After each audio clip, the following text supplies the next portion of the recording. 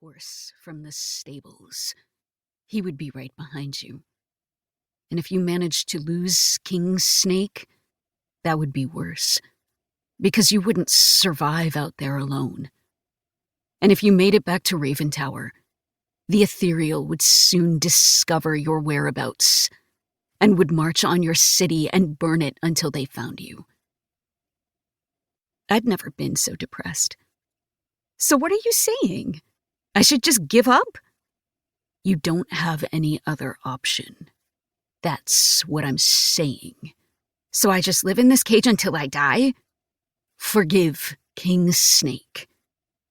Take him back. Yeah, right. I know you miss him. I don't, Fang. I never should have trusted him. He was quiet for a while. From my understanding, he's the only man you can trust. He's protected you from the Ethereal with the blood of his own people. He knows he's the only thing keeping you alive. He doesn't protect me because he cares for me. He's protecting his own self-interest, and you know that. By that logic, he's your true ally.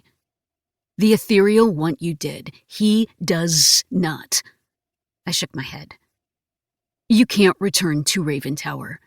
You can't travel to any of the kingdoms, because the Ethereal control them. If he let me go, I could find the Golden Serpents. You're upset because this relationship was as personal to you as it was to him. We spoke of his dilemma.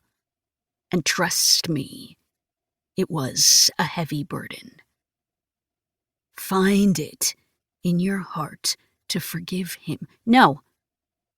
Fang stared at me, his head perfectly still. I'm so fucking tired of men stabbing me in the back. I'm tired of them being nothing but a disappointment. If you were him, what would you do? Let me go. His eyes narrowed. To be killed by the Ethereal? If that's my wish. But it's not. He could help me find the Golden Serpents, but that's so unlikely. He could at least try, but he won't even bother, because he has a war to deal with. You think that's the last of the Ethereal? I knew it wasn't. I'm sorry, Larissa. He lied to me. He didn't want to. I'm tired of the lies. I'm tired of the broken promises. Fang studied me. I'm sorry someone broke your heart. Thanks. Who was it? Nobody, I said. Fucking nobody.